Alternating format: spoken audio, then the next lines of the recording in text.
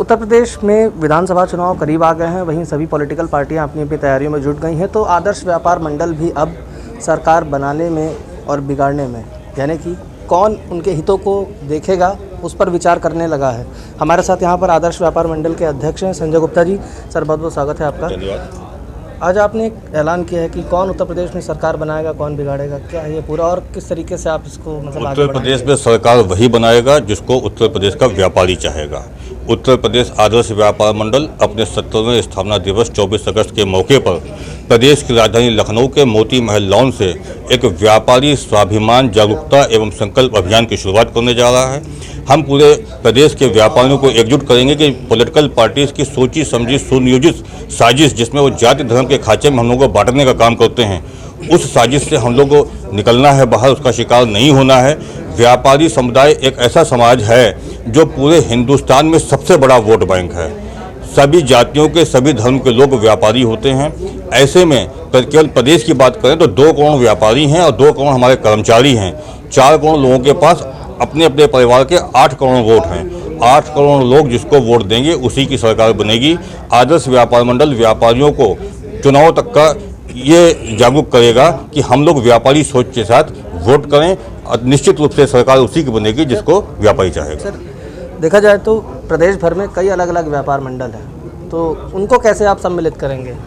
जैसे हमने जागरूकता की बात की, जिस कैसे हम लोग व्यापारियों को जागरूक करेंगे, वैसे ही व्यापारी संगठनों को भी जागरूक करेंगे। ये विषय सबके लिए है और देखा जाए तो ये विषय केवल व्यापारियों के लिए नहीं है, ये विषय समाज के सभी वर्गों के लिए है, क्योंकि जातिगत उसमें और धर्म में उस बढ़ करके कभी भी किसी का भला नहीं हुआ है, न किसी का भला हो सकता है।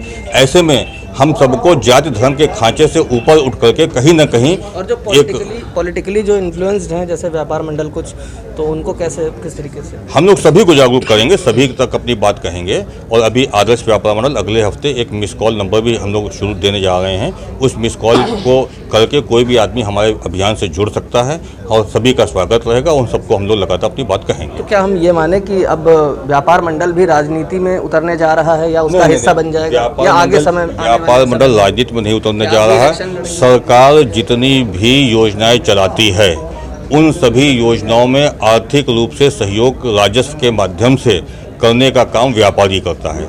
ऐसे में यदि व्यापारी की बात नहीं सुनी जाएगी तो ये बात उचित नहीं है। व्यापारी अपने हक हुकूक के लिए, अपने अधिकारों के लिए जागरूक हो गया है।